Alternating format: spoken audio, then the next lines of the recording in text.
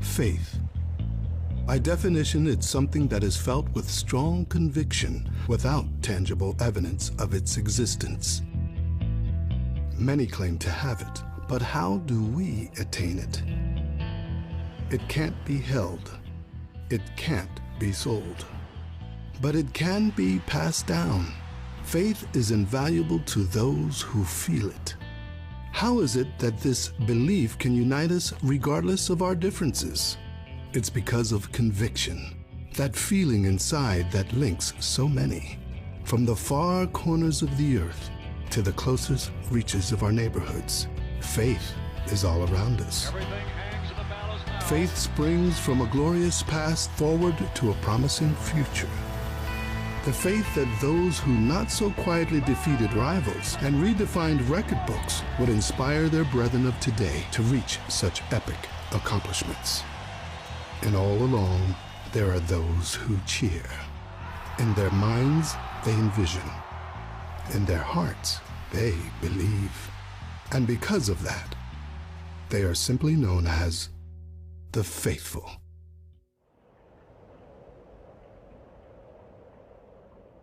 If my collection could talk, I think the various pieces would say we're lonely. We need more friends, more jerseys. My wife wouldn't be too happy about it, but I think that's what it would say.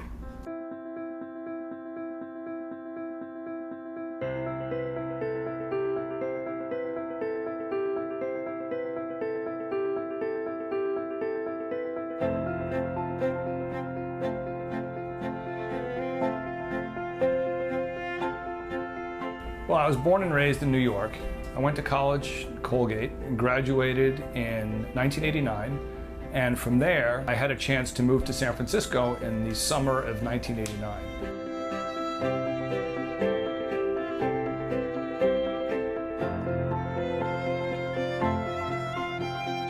The 49ers had just come off a big Super Bowl win. When I moved there, obviously I started to follow the 49ers, Super Bowl champions. I became a huge Joe Montana fan.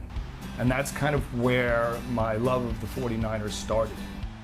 For some reason, I always liked to collect things. As a little kid, I started to collect comic books. From comic books, I started to collect rare science fiction books. Once I got into the San Francisco 49ers, back in the late 80s, sports cards were kind of hot. My first card was a Joe Montana rookie card. And that's how I started to collect 49ers-related memorabilia. Meet Paul Martin, dad, husband, doctor, and the owner of the most comprehensive 49er collection of game-worn apparel ever seen. I was going to sports card shows in San Francisco at the time, and back then, the game-used hobby wasn't nearly as big as it is today. There was very few people collecting game-worn memorabilia. The first two jerseys I ever bought, one of them was a John Taylor game-worn jersey, and one of them was a Brent Jones game-worn jersey. The origins of what is now known to Paul's friends and loved ones as the collection had begun. In a time prior to the internet and the now multi-billion-dollar business of sports memorabilia, this faithful pioneer discovered alternative ways of searching for his many treasured red and gold items. In the early 90s, the collecting world in terms of game use was very different than it is today. Back then, there was a magazine called Sports Collectors Digest, which had a number of ads in it from dealers. There was some auction houses, and that's how I bought a lot of my original game-worn jerseys. When we met, I didn't know there was a collection. Even during our marriage, it's grown. Let's just say that Paul's financial planning is more, I guess, invested in the jerseys more than other ways of saving money. A true collector never reveals their secrets, nor do they offer up the value of the items that comprise the collection. But Dr. Paul Martin's collection certainly has a price tag that would stagger most. The cost of an authentic jersey these days can go for a few $100s. But when that authentic jersey was worn by the likes of four-time Super Bowl champion Joe Montana, the price tends to go up a bit. He's always like, oh no, but it's worth this much money. I'm like, okay, but, it's not in the bank, it's in the closet. Well, my collection is kind of a retelling of 49er history from 1981 through today. The way that I put together my collection is that I focus on players that have been key components of 49er history. And that's one of the ways that I figure out, who do I like? What jersey do I want to buy? Who do I want to add to my collection? I don't necessarily collect superstars. I collect players that I think played a key role in 49er history. When I came back and joined the team as the team archivist trying to track down memorabilia for the Hall of Fame and Museum, I contacted him and he said, we should talk, yeah, because I would be interested in loaning some items, some of my game used jerseys. I probably have a few dozen, maybe 100. So I flew to Hawaii and went to visit him there, and I walked in and he had everything all laid out in his family room, in his living room. He's got several jerseys from Joe Montana, and he's got a full Jerry Rice uniform, and he's got stuff that collectors, their mouths would just water. They would just drool over his stuff.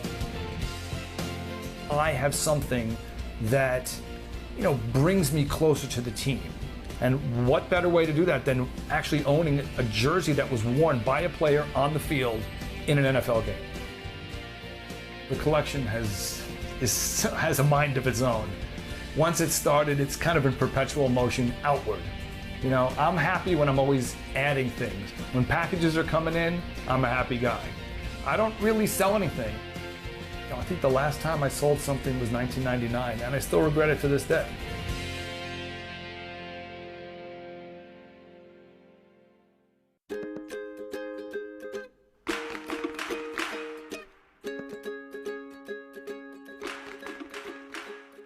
Living almost 2,500 miles from Levi Stadium, connecting with your favorite team isn't always the easiest thing to do. But for Dr. Paul Martin, a faithful living in Hawaii, that connection comes in the form of game-worn memorabilia. Covered in mud, grass stains, you name it, Dr. Martin is an avid collector and has a good nose for sniffing out bargains. However, his wife, Lauren, doesn't always share her faithful husband's sweet smell of success. My wife definitely tells me they're not easy to store. They smell. And she really does not like anything that smells in the house. So when the jerseys come in after the game, you can smell them in the other room. I mean, they are nasty. The pants and the jerseys sitting there in a room, and it is just nasty. We have people want a game-worn jersey and they want it unwashed. I have no idea why they want it unwashed. It is the most disgusting thing I've ever smelt and had to deal with. That's a controversial thing with game-worn jersey collectors. Some people wash them, some people don't. I'm more of a do not wash. They're almost biohazard to a degree. I mean, you've just got blood, sweat. I would definitely at least want them rinsed before I got them. I want something that comes off the field and stays the same way it came off the field. Game jerseys, they stink. What I can do is I put them outside, and the nice Hawaiian breeze kind of helps alleviate some of that smell. On the island of Oahu, which is known as the gathering place, you won't find a few things, like billboards, daylight savings time, state police, or even slithering, slinking snakes. But what you will find gathering, and gathering often, are 49er faithful. The biggest team that's followed in Hawaii is the 49ers. There's multitudes of 49er fans here in Hawaii. Faithfulness comes in many forms for Dr. Paul Martin, a native New Yorker turned Islander, and it comes in the form of one of the most extraordinary collections in the United States, mainland, or other. I would say I have anywhere between 250 to 300 jerseys at this time. It's not so much number, but for me at this point it's quality, and I'm always looking for players that I consider to be key members of any number of Niner teams, particularly the 81 team, the 84 team, 88, 89, and 94 team. How do I store these things? There is a method to the madness. I store these things in boxes that were designed to store wedding dresses. I store the jerseys in with acid-free paper, so they remain in the condition that they were when they came off the field. collecting game-worn memorabilia can be fraught with problems. There's a ton of fake stuff out there. And the 49ers, being the great team that they are, there's probably more fake items than real items out there. One must be extremely careful when buying game-worn memorabilia because there's a good chance you might not get the real deal. The real deal. That is what Paul is always looking for. And although not a certified professional, he looks as close as anyone in the sports memorabilia business to make sure that his collection is authentic. Stitch by stitch, frame by frame. He is, in essence, his own authenticator. He pulls out a Joe Montana jersey and he says, look at the stitching on the sleeve here, and it was like Joe's armpit sleeve. And he said, now look at this. He had watched NFL films or something on ESPN, and he had taken a piece of footage, freeze-framed it, and it showed Joe passing, and you could see the stitching was off a little bit, just as it was on this jersey that he had. And he said, that's the jersey. That's the play. It can be an arduous process. I get the game on DVD, I watch the game, I look for that player, and I pause the game, I take images of the player in the jersey, and then I compare it to the jersey I'm thinking about buying. And you know, there have been multiple instances where big auction houses have been selling game-worn memorabilia that I've done research on because I was interested in it, and I've called them and said, listen, this is not real. It cannot be real based on a number of different factors. And they've pulled the item. So it's a fun hobby. It can be a very expensive hobby, considering Joe Montana game-worn jerseys anywhere between $15,000 and $30,000. He will always be constantly flipping through like eBay or like other sites and stuff, not necessarily to buy pieces, just to make a catalog for himself of even just parts of jerseys or the way like numbers are placed or stitching or repairs. And to me, that's like his attention to like detail. I know there's companies that can authenticate jerseys and stuff, but I think that through his own passion and attention to detail, Paul is actually able to authenticate almost as well or better. He's devoted to it. It brings him a lot of joy to do it. And you see, he knows details of every one, right? It's just like any good collector. He can tell you details of every piece in his collection. The collection. It consists of gear worn by some of the greatest of the great. Just a glimpse could spark hours of conversation and insight from Paul. So where does the storytelling begin? Well, I'm happy to say that it comes from one of my favorite players ever to grace a 49er uniform. You know, my collection is one of the few collections that actually contain all 4 jerseys from Dwight Hicks and his hot list. Dwight Hicks, Carlton Williamson, Ronnie Lott, Eric Wright. What's extra special about the Ronnie Lott jersey was that jersey was worn in a game from the 1987 season versus the Cincinnati Bengals, where the 49ers got the ball back with 2 seconds left in the game, and Montana threw a touchdown pass to Jerry Rice, and the 49ers won 27-26. And it was one of only 2 times Bill Walsh skipped off the field. He was so happy.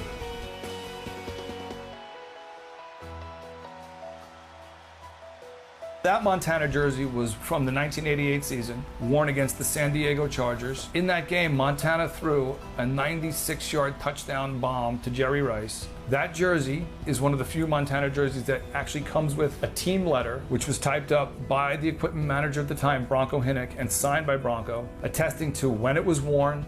That jersey is also photo matched. I have images from the game, and I was able to match up the mesh holes on the front of the jersey with the mesh holes from images of the game.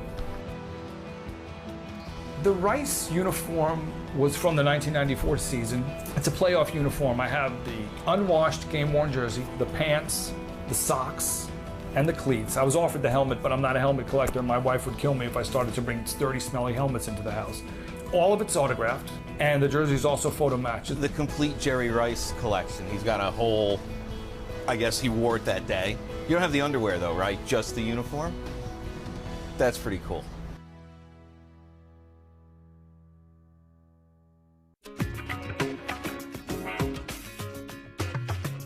When we talk about fans, we think of maybe one person, maybe a group of people that stand out in our minds. Dr. Paul Martin, who's an anesthesiologist here in Hawaii, is that guy.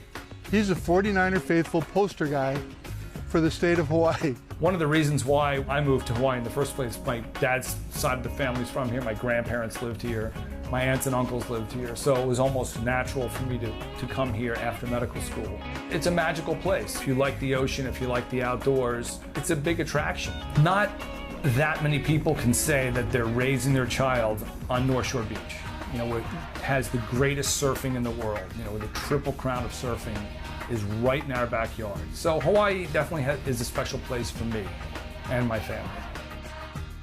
The biggest team that's followed in Hawaii is the 49ers.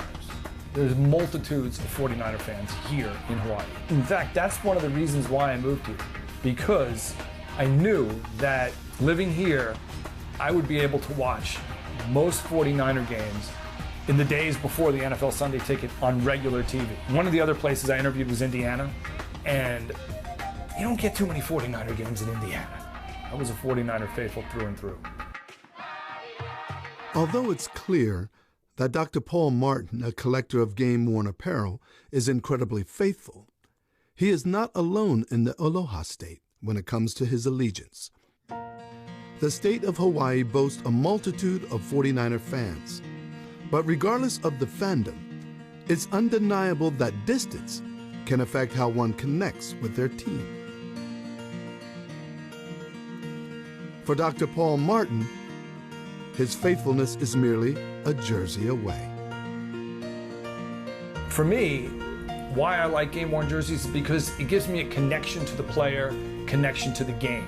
I can see the hit marks, I can see the repairs. This is a part of him, how he feels about their history, and being able to touch and feel that piece of history makes it even more emotional.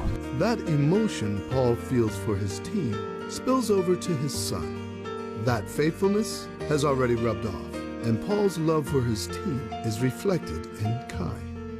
He's already a 49er faithful.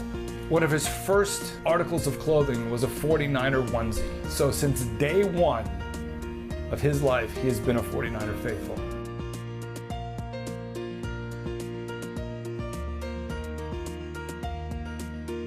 To me, faithful is undying devotion to a cause, to a team, to something that through thick and thin, through the good times, but more importantly, through the bad times, that there's an undying devotion to that cause.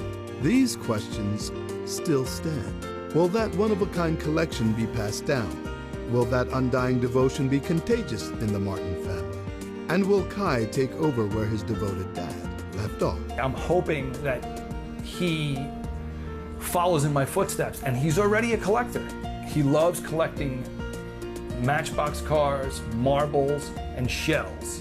Much to the dismay of my wife, she keeps saying that he has 30% of my DNA, and 20% of that is the collector. So we'll see, but I'm hoping when it's time, the collection will be passed down to him. Like any good collector, Paul has a goal and an end game. But with each and every jersey, the collection and his faithfulness grow. And he is far from being done, at least not yet. My goal is to get a jersey from every player on the 94 team. Ideally, is to get a home and away jersey from every player on the 94 team. In a perfect world, I would have every style that the player wore from that team. That's probably a goal that's unattainable because the team would recycle things. They would take the non-throwbacks, peel the numbers off, and then sew on throwback numbers. A lot of jerseys for certain players don't exist. The collection. I think that even though we live in a small apartment and you would think that you can't really hide things that well in a small apartment, I think I've only seen like the tip of the iceberg of the collection itself. It's the most impressive collection of game-used jerseys I've ever seen in my life. It's unbelievable. There's always a white whale. The grail item is something that all of us are looking for. My grail item is Dwight Clark game-worn jersey. One of the few shirts I don't have. And by the way, Jerry Walker does have one, and I'm hoping my name is on it.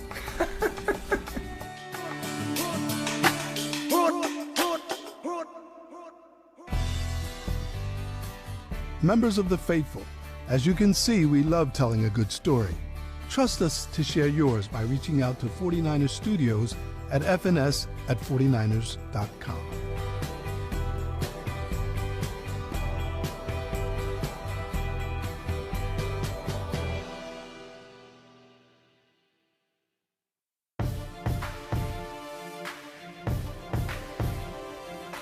The dirtiest jerseys, you hope it's never the quarterback. You can tell whether you've won a game or lost a game by looking at the quarterback's jersey. If the back of his jersey is dirty, it was not a good game.